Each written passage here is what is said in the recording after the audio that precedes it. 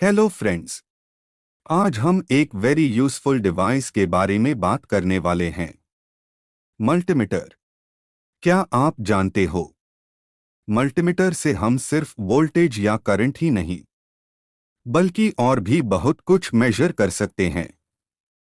AC और DC voltage, current up to 10 ampere, resistance in ohms, continuity check, diode testing, transistor testing और transistor current gain HFE value भी check कर सकते हैं। और इसके थ्रू हम बैटरी हेल्थ भी टेस्ट कर सकते हैं। तो फ्रेंड्स, आज के वीडियो में हम सीखेंगे मल्टीमीटर का practical use step by step. क्या आप भी मल्टीमीटर यूज करते टाइम कनेक्टिंग वायर्स को गलत पोर्ट में लगा देते हो? ये छोटी सी मिस्टेक आपका मल्टीमीटर डैमेज कर सकती है। चलो सिंपल तरीके से समझते हैं। मल्टीमीटर में 3 पोर्ट्स होते हैं। सबसे पहला है कॉम पोर्ट। इसमें हमेशा ब्लैक वायर लगती है। दूसरा है वी ओम पोर्ट। इसमें रेड वायर लगती है जब आप वोल्टेज, रेजिस्टेंस, कंटिन्यूटी या डायोड टेस्टिंग करते हो। तीसरा है 10 एम्पियर पोर्ट। इसमें रेड वायर सिर्फ हाई करंट मेजरमेंट के लिए लगता है, यानी up to 10 ampere. Important warning, कभी भी 10 एम्पियर पोर्ट को वोल्टेज मेजरमेंट के लिए प्रयोग मत करो, वरना फ्यूज ब्लो हो सकता है या फिर मल्टीमीटर डैमेज हो सकता है। सिंपल रूल याद रखो, black is equal to COM, red is equal to V ohm for normal testing, red is equal to 10 ampere only for high current. बस इतना याद रख लो और आप मल्टीमीटर को सेफली यूज कर सकते हो लाइक अ प्रो। क्या आपको भी मल्टीमीटर सेटिंग्स से डर लगता है?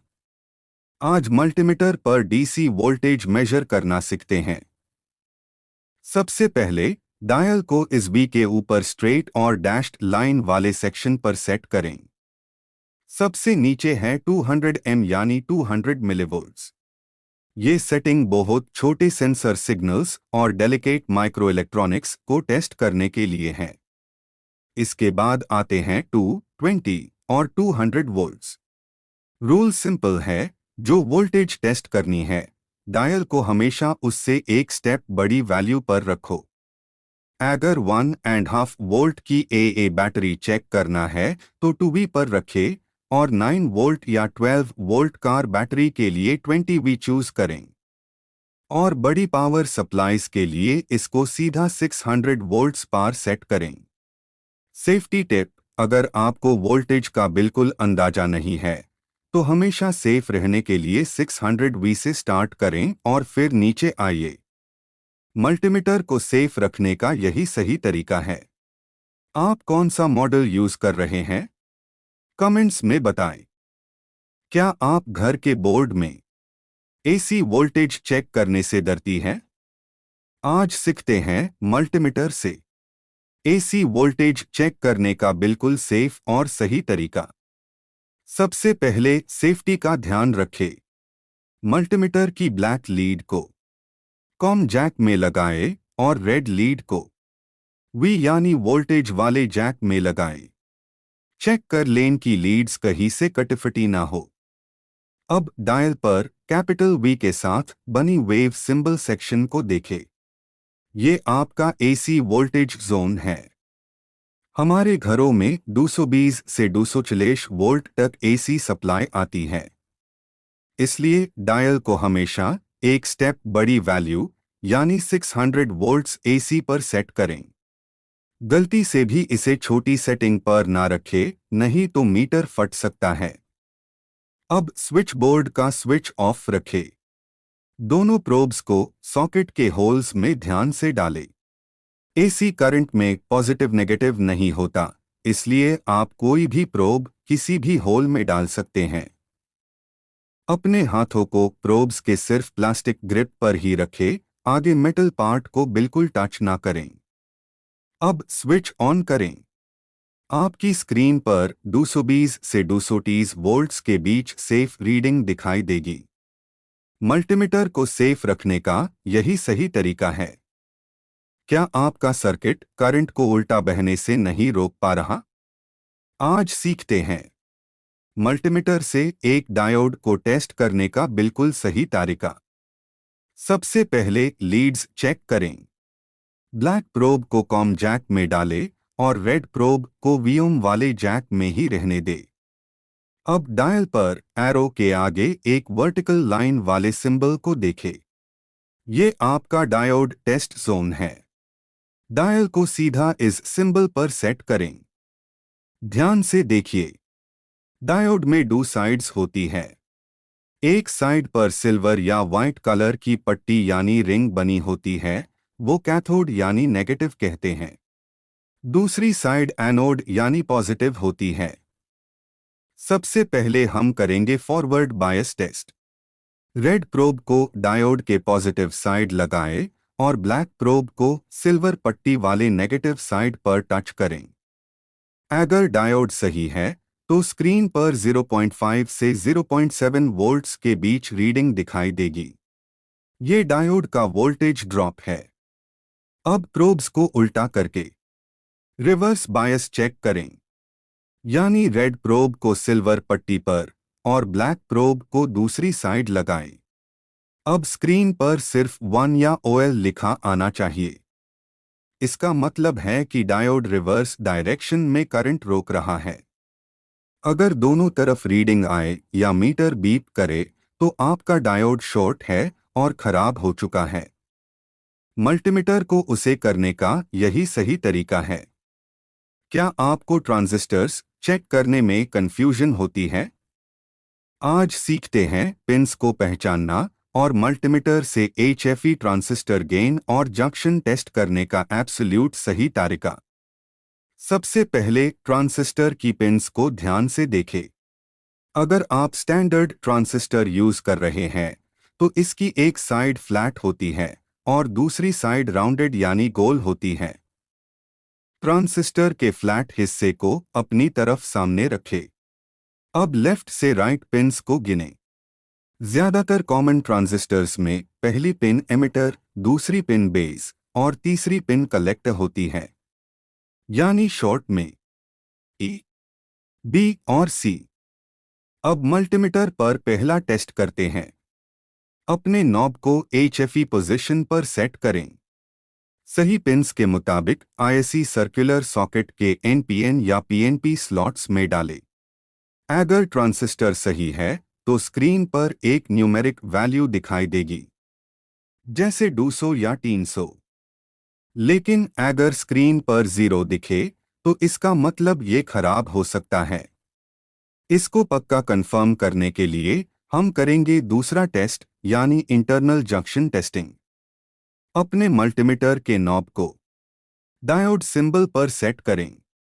एक ट्रांजिस्टर दो डायोड्स से मिलकर बनता है जिनका कॉमन पॉइंट बेस होता है। अगर आपका ट्रांजिस्टर NPN है तो अपनी रेड प्रोब को सेंटर वाले बेस पिन पर टच करके फिक्स रखें। अब ब्लैक प्रोब को पहले कलेक्टर पर लगाएं और फिर एमिटर पर लगाएं। दोनों ही बार स्क्रीन पर 0.6 से 0.7 वोल्ट्स का डायोड ड्रॉप दिखना चाहिए।